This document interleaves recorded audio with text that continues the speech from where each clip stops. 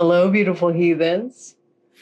It's Aodi, also known as Awkwardly Gothy, your friendly neighborhood elder goth, collector of strange things, and professional enabler of questionable decorating decisions. Today's video started with what I thought would be a simple visit to the Punk Rock Museum here in Las Vegas. But I'll tell you more about that after we get rid of the pesky intro. Cue intro. Welcome to Awkwardly Gothy. Awkwardly Gothy, weird in the best way. A little witchy, a little silly. Come hang out and stay if you love dark vibes and laughter. This is where you wanna be. Perfectly imperfect. Awkwardly Gothy. Awkwardly Gothy. Recently, Mr. Aodi and I stopped by to visit a long-lost former co-worker of mine, the incredibly talented tiki artist Big Toe, whose work was featured in an exhibit that he created and is still being shown at the Punk Rock Museum through, I believe, the beginning of August. While we were there, we watched this fascinating documentary that is currently in production right now, and I want to share with you all how you can help bring this full film to fruition. What I saw of it was amazing, and it is about the relationship between punk rock and tiki culture. It's called Rum and Riot. And again, I will have a link in the description to how you can support this wonderful work. Punk rock and tiki seem like two worlds that should not work together. Punk is rebellious, loud, anti-establishment, and proudly DIY. Tiki is tropical, nostalgic, escapist, and built around fantasy environments and collecting. And maybe having a few adult beverages that look really nice and tropical. Yet somehow these seemingly opposite cultures found common ground through creativity, craftsmanship, community, and the desire to build something outside of the mainstream. As we left the museum, I couldn't stop thinking about it. If punk and tiki could overlap, then what about goth and tiki? That question sent me down a rabbit hole, a very deep rabbit hole, one that eventually led me to discovering the Las Vegas chapter of Tiki Goth Club, joining the club myself, starting a tiki mug collection, and spending an alarming amount of time looking at haunted tropical decor online. The deeper that I dug, the more I realized that goth culture and tiki culture have far more in common than most people might realize. So today I want to explore that relationship and explain why an elder goth suddenly finds herself obsessed with tiki mugs. At first glance, goth and tiki seem completely incompatible. Goth culture is often associated with black clothing, Victorian aesthetics, graveyards, darkwave music, fog, candles, ravens, bats, and moonlit cemeteries. Tiki culture brings to mind palm trees, bamboo, island imagery, carved mugs, tropical cocktails, surf music, and sunshine. One says, "Meet me in the cemetery at midnight." The other says, "Meet me by a volcano at sunset." But beneath the aesthetics, both cultures are doing something remarkably similar. They're creating immersive worlds, they're building environments, they're telling stories, and perhaps most importantly, they're creating spaces where they feel like they belong. One of the strongest connections between goth and tiki culture is escapism. Not escaping reality entirely, but creating spaces that inspire imagination. Think about your favorite goth environment. Maybe it's your bedroom. Maybe it's your altar space. Maybe it's your favorite goth club. Maybe it's that corner of your home that you filled with books, candles, artwork, and curiosities. Every object contributes to a mood. Every detail helps to tell a story. Tiki culture does exactly the same thing. A tiki lounge isn't simply a room filled with bamboo, it's an immersive environment designed to transport people somewhere magical. So both cultures understand the power of atmosphere. The scenery may be different, but the intention is exactly the same. Let's be honest, many of us Goths are collectors.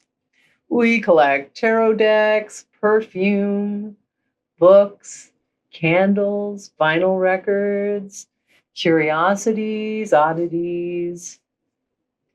I think we've checked the list. Jewelry and vintage treasures. And we love objects that tell stories. Tiki culture has an equally passionate collector community. And that's actually where my own journey took an unexpected turn. After visiting Punk Tiki 2, I purchased my first tiki mug. The mug was designed by Big Toe himself.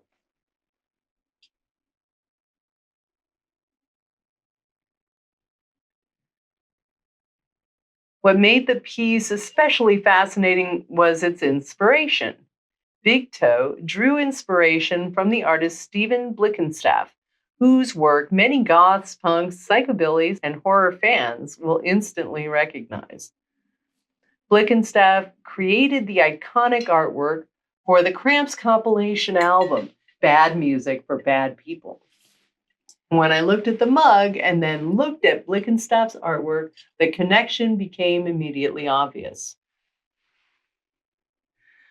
Monster imagery, dark humor, campy horror, B movie aesthetics, everything weird and wonderful. These themes have always existed in the spaces between punk, psychobilly, horror culture, and goth culture. That mug became more than a souvenir. It became the first clue that these worlds might already be connected. Of course, once I started following Stephen Blickenstaff and many of the artists featured in the exhibit, the rabbit hole just got deeper. One artist led to another, one piece of art to another, one tiki mug led to another. And eventually I discovered Tiki Land Trading Company. As I continued exploring tiki culture, one name kept appearing over and over again: Tiki Land Trading Company. Tiki Land Trading was founded and is operated by Joel Tanner, known throughout the tiki community as Lost Tiki, and Ann Waterman, known as Lost Tiki Girl. Through their passion for tiki culture, collecting, art, and community building, they have helped to create one of the most recognizable and respected brands in the modern tiki world. What immediately stood out to me is that Tiki Land Trading is much more than a tiki mug company. Yes, they are well known for their incredible tiki mugs, but they also offer barware, books, cocktail mixers, collectibles, artwork, and a wide variety of products that help enthusiasts build their own immersive tiki experiences at home. And if there's one thing I've learned exploring tiki culture, it's that tiki isn't just about what you collect, it's about the atmosphere you create. Much like goth culture, tiki culture embraces world building. The mugs, artwork, decor, music, books, and accessories all work together to tell a story and create a sense of place. Another thing I found especially impressive is the way Tiki Land Trading has fostered a sense of community among collectors through their Tiki Land Mug Society. The Tiki Land Mug Society was created as a way to embrace and reward the people who have been such enthusiastic supporters of Tiki Land over the years. Whether they're dedicated tiki mug collectors, longtime tiki enthusiasts, or simply people who appreciate the creativity and artistry that make tiki culture so special. As someone coming from a community oriented subculture like Goth, I immediately recognize how important that sense of belonging can be. Communities thrive when people feel connected through shared interests, and the Tiki Land Mug Society is a wonderful example of that spirit in action. What also makes Tiki Land Trading stand out is the incredible roster of artists whose work has appeared on their products and in collaborations over the years. Artists such as Brian Kessinger, Doug Horn, Jeff Granito, Jeremy Spears, Ken Ruzick, Candy Wild, Schroederville, Adam Kitty, Tiki Tony, Big Toe, Thor, and Whitco Decor have all contributed their unique artistic visions to the broader world of tiki collecting. What I find so fascinating is how many of these artists embrace the themes of fantasy, folklore, adventure, mythology, humor, horror, legendary creatures, and imaginative storytelling. As someone approaching tiki culture from a goth perspective, that immediately resonated with me.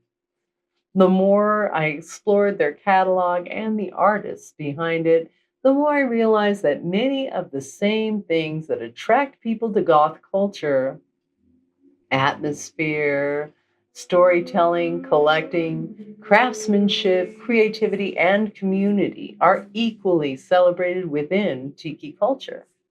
And that's where I found my second tiki mug. The moment that I saw it, I knew it was going to be coming home with me. It's a bat. It's tiki, it's spooky and tropical. And somehow it perfectly represents everything we're discussing today. Isn't that lovely?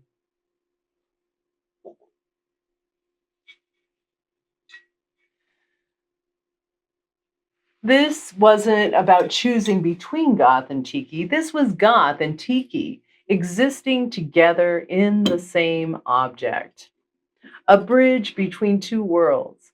For me, that back tiki became more than just another collectible. It became the symbol of the idea that creativity does not always fit neatly into categories. Sometimes the most interesting things happen when different influences collide and create something entirely new.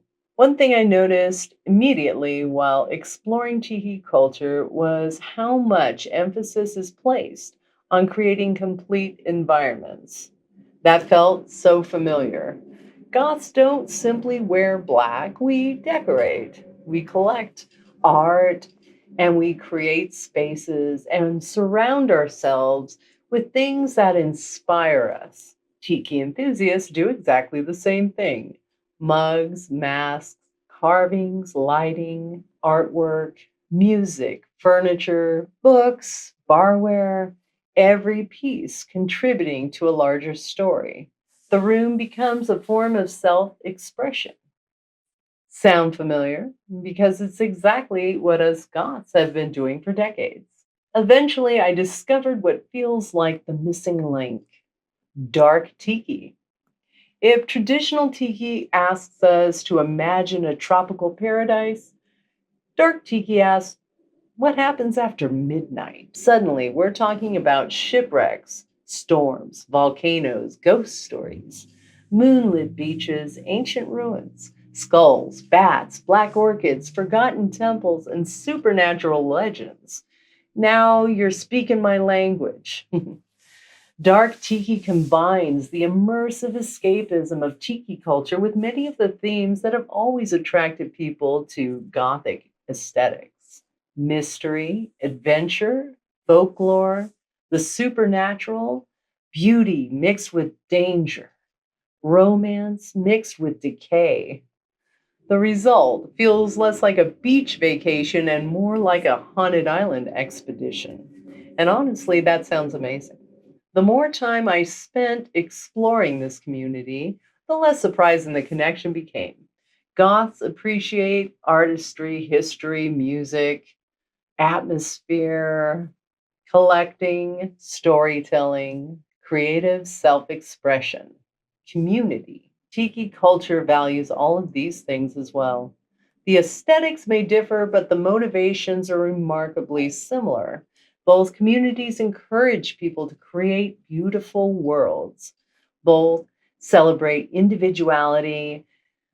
Both attract people who don't quite fit into mainstream culture, and both foster passionate communities built around shared interests. So perhaps Goth and Tiki aren't opposites after all. Perhaps they are simply different destinations reached by people who share the same creative spirit. What started out as a casual trip to see an old coworker's art exhibit unexpectedly opened the door to an entirely new creative obsession. A tiki mug inspired by Stephen Blickenstaff, a bat tiki through Tiki Land Trading Company, a new community through Tiki Goth Club, and a growing appreciation for culture I never expected to find myself exploring so deeply. But the older I get, the more I realize creativity doesn't care about labels. Sometimes inspiration arrives dressed in black velvet. Sometimes it arrives carrying a tiki mug. And sometimes it arrives wearing both. Before I go, I'd like to extend a heartfelt thank you to everyone whose creativity and passion inspired this video. Thank you to the team at the Punk Rock Museum for creating a space for such unique exhibits and inspiring experiences. Thank you to Big Toe for unknowingly sending me down this wonderfully strange rabbit hole.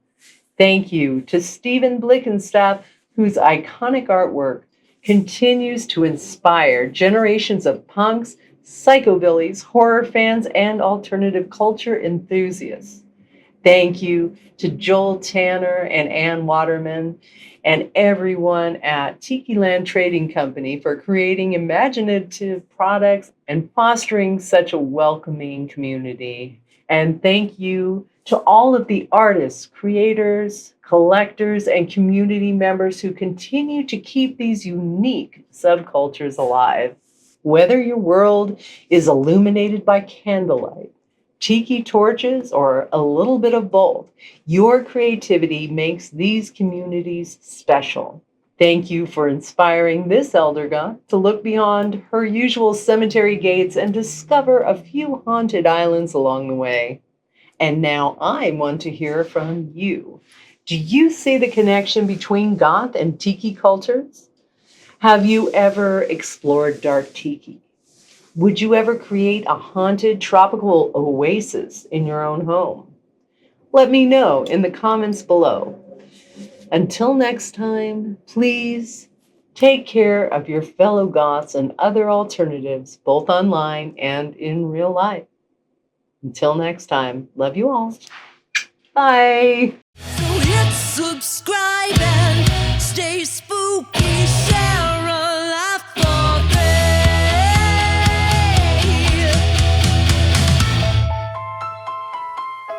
You're part of the magic now. Awkwardly gothy. Awkwardly gothy.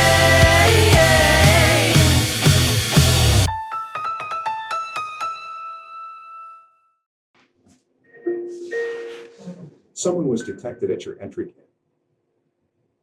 Why? Stop.